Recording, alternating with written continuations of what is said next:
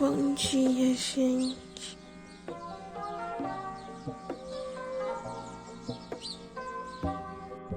Oi, gente. Então, eu acabei de acordar agora, são 5 horas da manhã. Então, pra dar um ânimo, a gente vai descer lá embaixo pra pegar um copo de água e começar as aulas do Revisão Poliedro. Bora lá?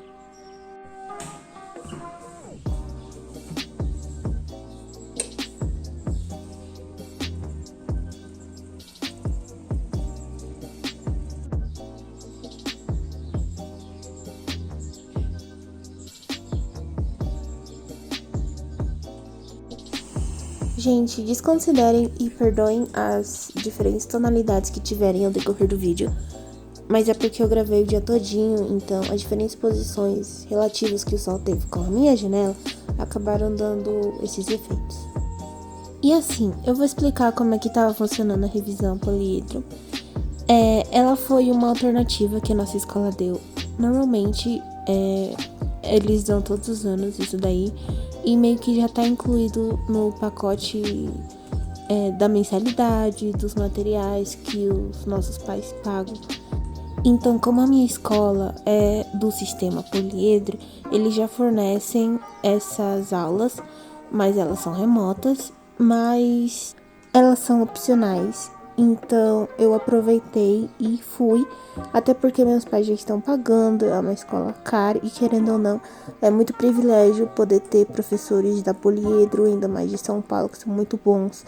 E então eu quis aproveitar essa oportunidade porque eu sei que nem todo mundo tem.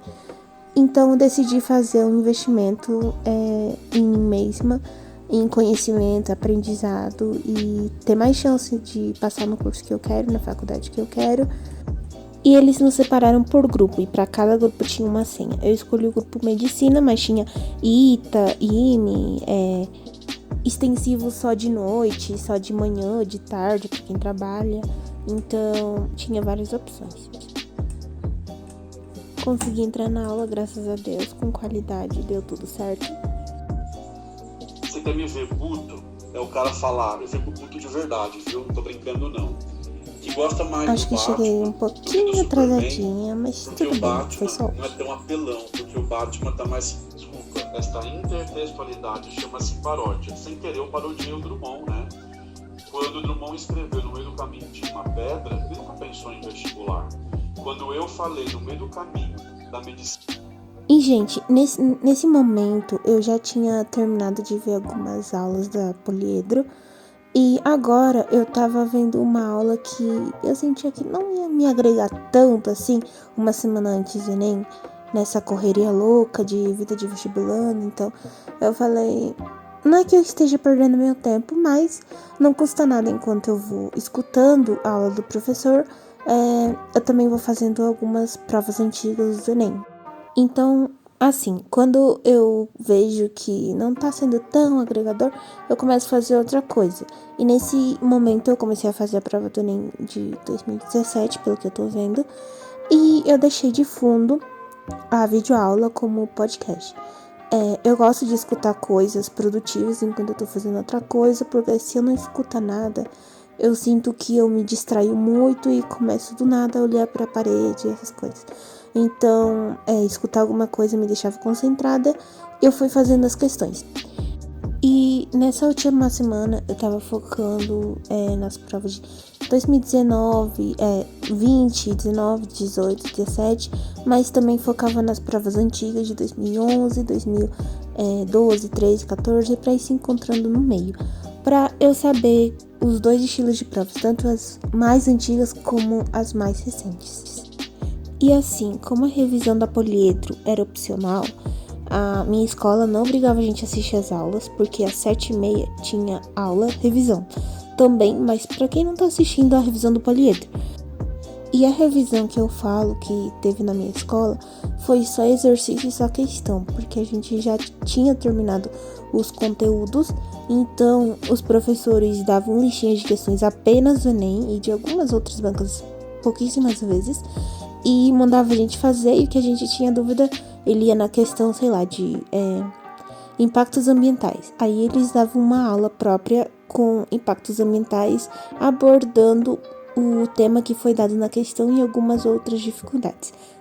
O que eu gostava de fazer nesse período era alternar entre as aulas da minha escola com as aulas do revisão, sempre vendo o que eu tinha mais dificuldade, conhecendo minhas qualidades e ver o que eu precisava fazer para preencher minhas lacunas de déficit de aprendizado.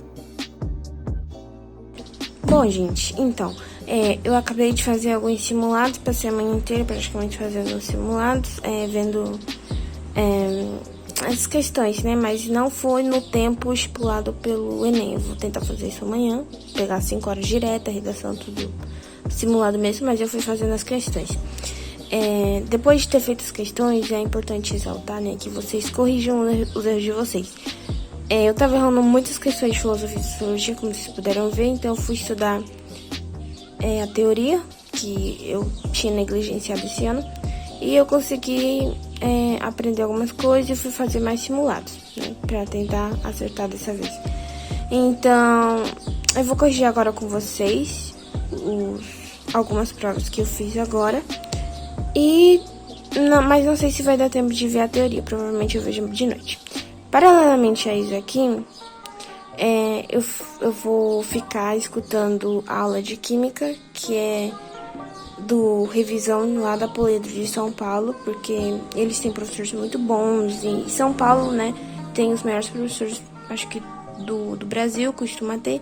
Então, eu achei que valia a pena ficar escutando tipo um podcast enquanto eu conferia aqui meus erros, anotava as dúvidas e corrigia meu simulado. É importante corrigir, tá, gente? Não só fazer, por fazer, assim. Aí, vocês vão me acompanhar agora. Então, gente, o que eu tô fazendo, basicamente, né? Terminando os simulados, eu vi que o que eu mais estava errando era filosofia e sociologia. Então, eu comecei a estudar um pouco de teoria. E, como vocês podem ver, minha gente, nos meus simulados que eu fiz de 2020 e 2019, e tô indo pra trás, eu acertei 34 isso aqui. Daqui foi 31, né? Foi razoável. E o mais importante, essa parte aqui. Vocês podem ver que a maioria das coisas que eu errei foi de sociologia e filosofia. Também errei coisas de geografia e história, mas a maioria foi de sócio e filo, né? Aí vocês podem ver aqui, ó, errei racionalismo cartesiano, de René Descartes, errei aqui de Legoff, de Foucault, muitas coisas da Hannah Arendt, são alguns autores, né, escritores muito importantes também, filósofos e sociólogos. Aí desse ano aqui eu também errei aqui, ó, solipsismo, que é uma corrente, né, uma corrente filosófica. Aí eu vou anotando aqui os meus erros. Eu coloco as que eu acertei, não preciso perder tempo. E as que eu errei, eu coloco a alternativa certa. Tipo, essa daqui eu errei, aí o que tava escrito lá? É isso daqui. Aí eu vou estudar esse tema, entendeu? Se for falta de teoria, eu vejo teoria, e se for falta de atenção, eu melhoro. Só que assim, gente, eu também sou consciente que esse ano eu não estudei filosofia nem sociologia, porque eu priorizei as áreas de natureza, que é o que tem peso 3 pra mim. Então, que é física, matemática, natureza, biologia. Então, não foquei muito em sociologia e filosofia. Mas por ser das áreas de humanas, eu peguei um aulão de 2 horas aí, né, do professor da Parabólica, ele é muito bom. E eu fiz algumas anotações. Então, eu estudei aqui Rousseau, Immanuel Kant, Schopenhauer, Descartes, Sartre, Simone de Beauvoir, Escola de Frankfurt e tudo isso. Então, e agora eu vou fazer outro simulado para ver se eu melhoro, né? Que é essa a intenção, aumentar os números de acertos. Outra coisa que eu acho que vocês podem perguntar é como que eu me guiei, né? Eu fiz um guia do ensino médio aqui, depois eu posso disponibilizar para vocês. E todos os assuntos do ensino médio de filosofia. E todos os filósofos importantes assim. Então eu vi quais eram os mais importantes, que caíam mais no Enem. E os que não caíam, nem perdi tempo, né? Mas os que eram bem frequentes, eu pesquisei, tive uma aula de 10 minutos de cada um. E eu tinha estudado no primeiro ano até mais ou menos racionalismo, até filosofia medieval, então eu não senti necessidade de estudar mais, porque eu já estava acertando um número bom de questões. Mas no segundo ano eu tive um déficit muito grande em filosofia, e no terceiro ano também eu não me esforcei muito. Então, devido a essa negligência, eu senti a necessidade de ir preenchendo os quadradinhos aqui com os filósofos que eu achava que eram mais importantes. Eu vi uma aula de 10 minutos cada um, né? Uma revisão aí de 1 hora, 2 horas, e foi um investimento, não foi um tempo gasto que eu achei. Acho que foi um investimento porque eu espero acertar as questões, e realmente eu tô acertando mais questões de filosofia. E espero chegar na minha meta de acertar 40 acertos pra cima. Pelo menos 37, 38, tá bom, né? Então, é isso. Só pra falar que o gabarito e as provas eu pego da internet, tá? Do site do INEP mesmo. E tem tudo que vocês quiserem lá. E bom, gente, nesse momento eu comecei a corrigir minha prova. E como é que eu corrigia ela? Eu fazia ela normal, e depois eu vinha com uma lapiseira e no cantinho onde tá escrito questão número 50, por exemplo, eu ia lá e eu via no gabarito e colocava um certinho ou um xizinho e do lado a resposta certa, tipo letra B, entendeu? Aí eu me guiava desse jeito.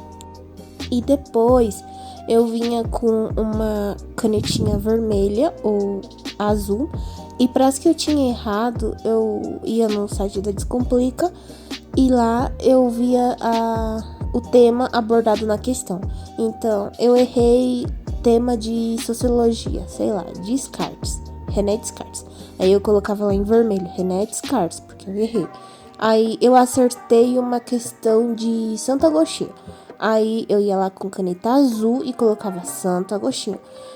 Assim, eu também encontrava um jeito de fazer com todas as provas um mapeamento dos temas que mais eram recorrentes, que não eram tão recorrentes assim, comparar as questões, as alternativas, para fazer o mapeamento da prova mesmo. Até porque você já deve ter ouvido falar que o Enem, ele é repetitivo, ele tem um padrão, ele é feito por um sistema informático, né, com um algoritmo, eu acho. Então, querendo ou não, ele repete. E eu fazia isso, e realmente, gente, é muito similar as questões, até as alternativas às vezes são muito parecidas, e isso me ajudava.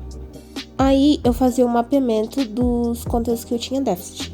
Por exemplo, Revolução Industrial era uma coisa que eu errava muitas vezes por falta de interpretação, que eu sou horrível nesse negócio.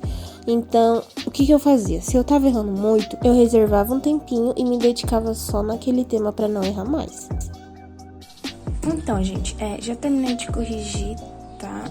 Linguagens e Ciências Humanas de 2017. Eu anotei aqui os resultados, né, para ver a evolução. Não teve. A linguagens, na área de linguagens eu acertei 27 de 45 e humanas 29 de 45. Linguagens eu negligenciei um pouco essa semana. Acho que é o terceiro simulado que eu faço. Terceira prova que eu faço de linguagens. E humanas eu já fiz bem mais. Eu fiz umas 5, umas 7, mas ainda... tá evoluindo, mas é um processo lento e demorado. E isso às vezes acaba frustrando um pouco. Mas depois que você corrigiu, nada de ficar triste, né?